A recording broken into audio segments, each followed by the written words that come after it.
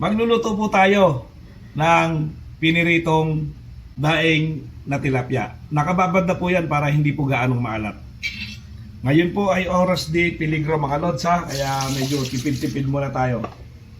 Tapos magluluto tayo ng ginisa sa bagoong na dahon ng malunggay at dahon ng ampalaya.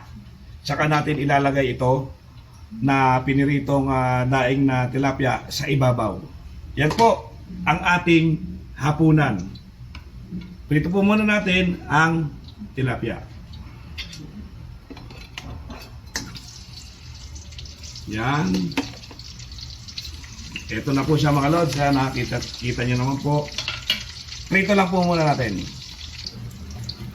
So ito na po siya mga lods. Naprito na po natin. Hanguin po muna natin ito ha. Tapos babawasan to natin ng mantika. Nahango na po natin ang piniritong daing na tilapia. Sunod na po natin ang bawang, sibuyas, kamatis. Ayan po, kung mapapansin nyo ay konti na lang po ang mantika niya mga lods ha. Bawang, sibuyas, kamatis. Isa lang po muna natin yan.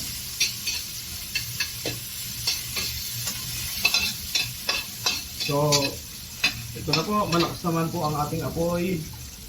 Tansyameter lang mga lods. Bagoong boneless ang ilalagay natin. Tansyameter lang.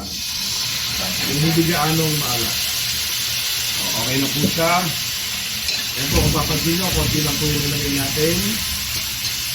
Nakulo na po siya ulit. Agad. Isang tasang tubig. O, kalahati lang po mga lods. Pwede na po yan.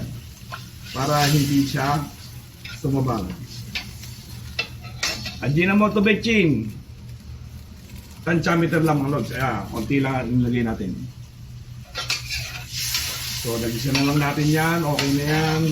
Tikman na natin. Ayan. Sakto lang yan mga lods. Hindi siya maaalat. Kaya tamang-tama lang yung ating nilagay na bagoong boneless. Ito na po ang dahon ng malunggay. Ayan mga lods. Tsaka dahon ng ampalaya. Pwede na po natin niyang ilagay. Dahil lang po natin itong kumulo ng ilang minuto. Tsaka natin ipapatong yung isda. Oras de peligro na kasi mga lods. Oras de peligro at pecha de peligro. Kaya ito muna ang ating masarap na ulam. Medyo mapait po siya pero masarap po siya, malinamnam. Pwede na po natin ilagay ang pritong daing na tilapia. Yan, lubog lang po natin yan mga lods. Ayan, nakikita nyo naman po sa ating video ha. Yan. Pwede na po natin takpan at patayin na po natin. Goods na po yan.